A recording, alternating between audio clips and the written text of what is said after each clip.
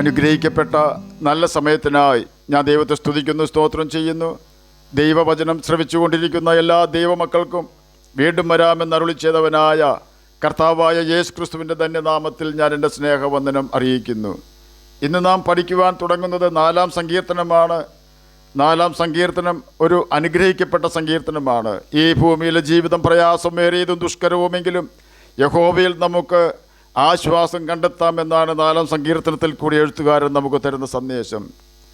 4-ാം സങ്കീർത്തനം 1-ാം വാക്യത്തിൽ ഇംഗ്ലീഷ് ബൈബിളിൽ ഞെരുക്കത്തിൽ നിന്നും എന്നെ രക്ഷിക്കണമേ എന്ന പ്രാർത്ഥനയാണ് നാം കാണുന്നത്. സങ്കീർത്തനക്കാരൻ വലിയ പ്രതിസന്ധിയിലാണെന്നതിന് സംശയമില്ല. എന്നാൽ അവൻ്റെ പ്രതിസന്ധി അവന് ദൈവത്തോടുള്ള ബന്ധത്തെ ബലഹീനമാക്കുന്നില്ല. 4-ാം സങ്കീർത്തനം 3-ാം വാക്യം അതാണ് സൂചിപ്പിക്കുന്നത്. താൻ പറയുകയാണ്, തന്നെ ഞെരുക്കുന്നവരെ നോക്കിക്കൊണ്ട്, പുരുഷന്മാരെ, യഹോവ ഭക്തനെ തനിക്ക് വേർതിരിച്ചിരിക്കുന്നുവെന്ന് അറിവിൻ. താൻ യഹോവയുടെ ഭക്തനാണെന്ന് സങ്കീർത്തനക്കാരന് അറിയാം. കാരണം ഇപ്പോഴും അവന് ദൈവഭയമുണ്ട്. ദൈവഭയമുള്ള വ്യക്തികൾ ഏത് പ്രതിസന്ധി വന്നാലും ദൈവത്തെ വിട്ടു പോവുകയല്ല, പിന്നെയോ ജീവിതത്തിൽ തിരുത്തലുകൾ ആവശ്യമുള്ള മേഖലകളുണ്ടോ എന്ന് തന്നെത്താൻ ശോധന ചെയ്യുകയാണ് വേണ്ടത് എന്ന് 4-ാം സങ്കീർത്തനം 4-ാം വാക്യം നമുക്ക് ബുദ്ധിപദേശം തരുന്നു. നടുങ്ങുവിൻ, പാപം ചെയ്യാതിരിപ്പിൻ, നിങ്ങളുടെ കിടക്കമേൽ ഹൃദയത്തിൽ ധ്യാനിച്ച് മൗനമായിരിപ്പിൻ. 4-ാം സങ്കീർത്തനം 4-ാം വാക്യമാണ് നാം കേട്ടത്.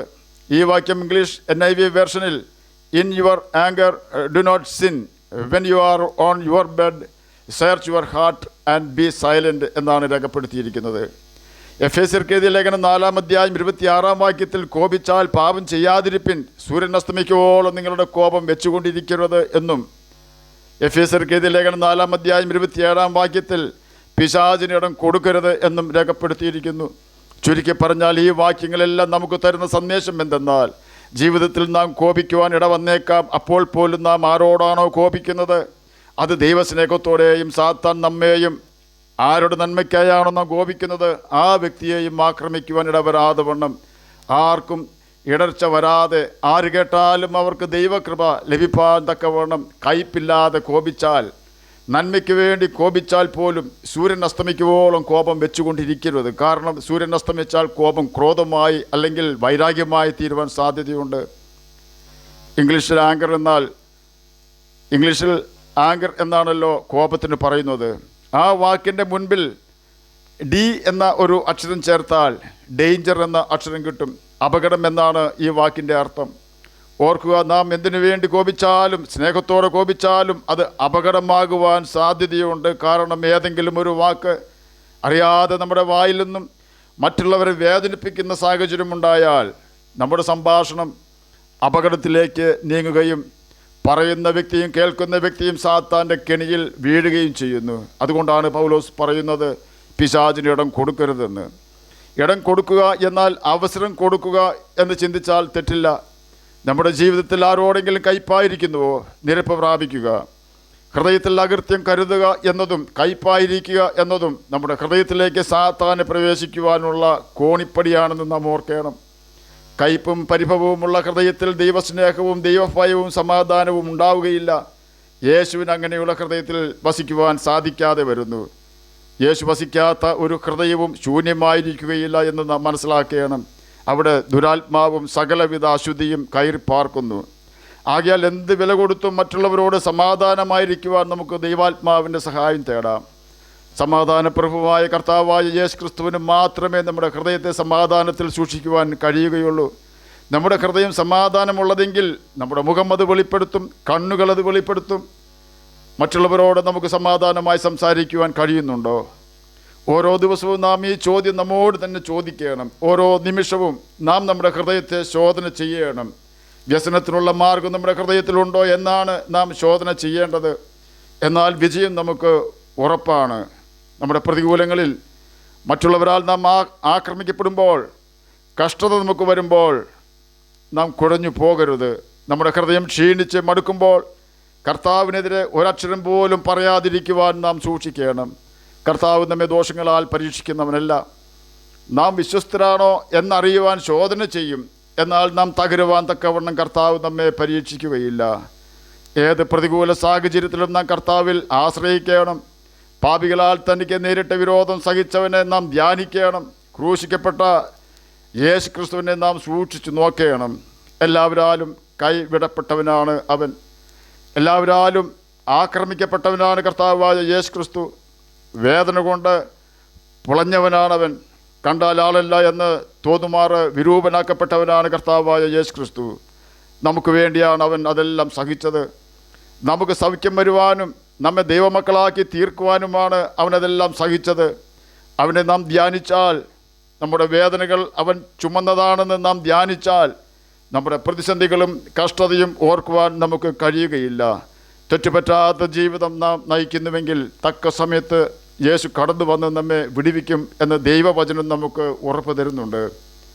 എൻ്റെ ജനം എൻ്റെ വാക്ക് കേട്ടെങ്കിൽ, അനുസരിച്ചെങ്കിൽ, എന്നാൽ ഞാൻ വേഗത്തിൽ അവരുടെ ശത്രുക്കളെ കീഴടക്കുമായിരുന്നു. നേത്രമായ കോതമ്പ് കൊണ്ട് ഞാൻ അവരെ പോറ്റുമായിരുന്നു. പാറയിൽ നിന്നുള്ള തേൻ കൊണ്ട് ഞാൻ അവർക്ക് തൃപ്തി വരുത്തുമായിരുന്നു എന്നാണ് 81-ാം സങ്കീർത്തനം 13 മുതൽ 16 വരെയുള്ള വാക്യങ്ങളിൽ രേഖപ്പെടുത്തിയിരിക്കുന്നത്. ആകയാൽ നമുക്ക് കർത്താവായ യേശു ക്രിസ്തുവിനെ അനുസരിക്കാം, ആശ്വാസം പ്രാപിക്കാം. നാം അപ്രകാരം ദൈവത്തെ അനുസരിച്ചാൽ 4-ാം സങ്കീർത്തനം 7-ാം വാക്യത്തിൽ പറഞ്ഞിരിക്കുന്നത് പോലെ ഉള്ള സമാധാനവും സന്തോഷവും യേശു നമ്മുടെ ഹൃദയത്തിൽ തരും.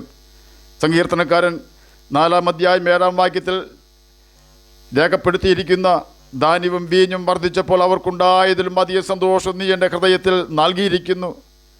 ധാന്യവും വീഞ്ഞും വർദ്ധിക്കുമ്പോൾ, ഈ ലോകത്തിൻ്റെ വസ്തുവകയിൽ സന്തോഷിക്കുമ്പോൾ ഓർക്കുക, അത് നഷ്ടമായാൽ നമ്മുടെ സന്തോഷവും നഷ്ടമാകും.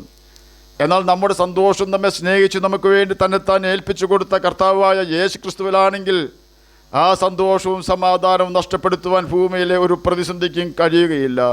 ദൈവം തരുന്ന സമാധാനവും സന്തോഷവും നമ്മളുണ്ടെങ്കിൽ, പൗലോസും ശീലാസും ചെയ്തതുപോലെ ശരീരം സുവിശേഷ നിമിത്തം ചതഞ്ഞിരിക്കുമ്പോഴും അവർ ദൈവത്തെ പാടി സ്തുതിക്കും. ഒരു ദൈവദാസനിൽ നിന്നും കേട്ടതുപോലെ, ചെങ്കടൽ കടന്ന മിര്യാം തപ്പെടുത്ത് ആർത്തു. എന്നാൽ ചെങ്കടൽ മുന്നിൽ പ്രത്യക്ഷപ്പെടുമ്പോൾ, നാം പ്രതിസന്ധിയിലായിരിക്കുമ്പോൾ തപ്പെടുക്കുന്ന ദാവീദിനെ പോലെ നാം ആയി തീർന്നാൽ അതിന് വലിയ പ്രതിഫലം തന്നെ ദൈവം തരും. 4-ാം സങ്കീർത്തനം 8-ാം വാക്യത്തിൽ സങ്കീർത്തനക്കാരൻ പറയുകയാണ്, ഞാൻ സമാധാനത്തോടെ കിടന്നുറങ്ങുമെന്ന്. ദൈവമക്കൾക്കല്ലാതെ അപ്രകാരം അതീവ പ്രതിസന്ധിയിൽ കിടന്നുറങ്ങുവാൻ ആർക്കും കഴിയുകയില്ല. കാരണം കാരാഗൃഹത്തിൽ അടയ്ക്കപ്പെട്ട്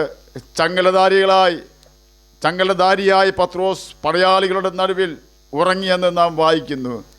നേരം വെളുത്താൽ കഴുത്തിൽ തലയുണ്ടാവുകയില്ല. നീ നസ്രയനായ യേശുവിനോട് കൂടെയുള്ളവനാണ് എന്ന് പറഞ്ഞ ഒരു സ്ത്രീയുടെ വാക്ക് കേട്ട് പേടിച്ച് വിറച്ച് അരുമനാഥനെ തള്ളിപ്പറഞ്ഞ് ശപിച്ചവനായ പത്രോസ് ഇപ്പോഴിത് ഒരു കൊച്ചു കുഞ്ഞിനെ പോലെ ഉറങ്ങുകയാണ്. പത്രോസിൻ്റെ ക്രിസ്തുവിൻ്റെ ശാന്തതയും സമാധാനവുമാണ് അവനെ സമാധാനത്തോടെ ഉറങ്ങുമാറാക്കിയത്. എന്നെ കേൾക്കുന്ന പ്രിയ ദൈവമകനെ, ദൈവമകളെ, യേശു സമാധാനം നൽകുന്നവനും നമ്മുടെ കഷ്ടത മറക്കുമാറാക്കുന്നവനുമാണ്. ഒരു വാഹനാപകടത്തിൽപ്പെട്ട് തൻ്റെ 7 മക്കളും ഭർത്താവും മരണമടഞ്ഞ് ഡെഡ് ബോഡികൾ ആംബുലൻസുകളിൽ കിടത്തിയിരിക്കുന്നു. ആ സമയത്ത് ആ വിധവയും മക്കൾ നഷ്ടപ്പെട്ടവളുമായ സഹോദരിയോട് ഒരു പത്രപ്രവർത്തകൻ ചോദിച്ചു, ഈ ദാരുണമായ പ്രതിസന്ധിയിൽ നിങ്ങൾക്ക് എന്തെങ്കിലും പറയുവാനുണ്ടോ എന്ന്. ആ സഹോദരി പറഞ്ഞത് ഇപ്രകാരമാണ്, ഞാൻ ചിത്തഭ്രമം പിടിക്കാതിരിക്കുന്നതിന് കാരണം എൻ്റെ യേശു തരുന്ന സമാധാനം മൂലം ആണെന്നാണ്. ആകയാൽ എന്തെല്ലാം നഷ്ടം നമുക്ക് നേരിട്ടാലും യേശു നമുക്ക് നഷ്ടമാകുന്നില്ലെന്ന് ഉറപ്പ് വരുത്തുക. എല്ലാ നഷ്ടങ്ങളും ഈ ഭൂമിയിലെ നമ്മുടെ വാസം തീരുമ്പോൾ പ്രസക്തിയില്ലാതെയാവും. എന്നാൽ നമുക്ക് യേശുവിനെ നഷ്ടമായാൽ മരണശേഷവും തീരാ നഷ്ടവും കഠിന വേദനയുമായിരിക്കും ഫലം. ആകയാൽ പ്രശ്നങ്ങൾ വന്നാലും പ്രതികൂലം വന്നാലും താങ്ങി നടത്തുന്ന നമ്മുടെ കർത്താവിനെ നമുക്ക് പിൻപറ്റാം. അവൻ നമ്മുടെ സകല പ്രശ്നങ്ങൾക്കും പരിഹാരം തരുന്നവനാണ്, ഒരിക്കലും പരാജയപ്പെടാത്തവനുമാണ്. കല്ലറയിൽ അവൻ തീരുമെന്ന് പ്രതീക്ഷിച്ച യഹൂദന്മാർക്ക് തെറ്റുപറ്റി.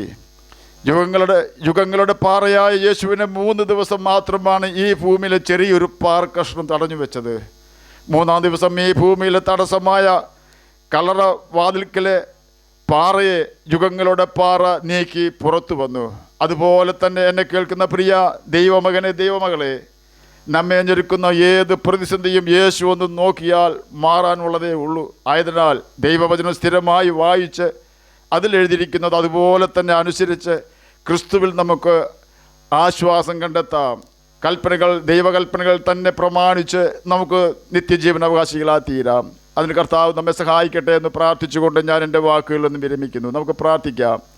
ഞങ്ങളെ സ്നേഹിക്കുന്ന സ്വർഗീയ പിതാവേ, നല്ല വചനത്തിനായി അങ്ങയെ സ്തുതിക്കുന്നു, സ്തോത്രം ചെയ്യുന്നു. എന്നെ കേൾക്കുന്ന ഏതെങ്കിലും പ്രിയപ്പെട്ടവർ നിരാശരാണ് എങ്കിൽ അങ്ങ് അവർക്ക് പ്രത്യാശ വർദ്ധിപ്പിച്ചു കൊടുക്കണമേ. പഠിക്കുന്ന കുഞ്ഞുങ്ങൾക്ക് പഠിക്കുവാനുള്ള ബുദ്ധിയും ജ്ഞാനവും ഓർമ്മശക്തിയും കൊടുക്കണമേ. രോഗത്താൽ ഭാരപ്പെടുന്നവർക്ക് രോഗസൗഖ്യം കൊടുക്കണമേ. പ്രാർത്ഥന കേട്ടതിനായി സ്തോത്രം. യേശുവിൻ്റെ നാമത്തിൽ തന്നെ ആമേൻ. കർത്താവ് എല്ലാവരെയും അനുഗ്രഹിക്കട്ടെ. സ്തോത്രം.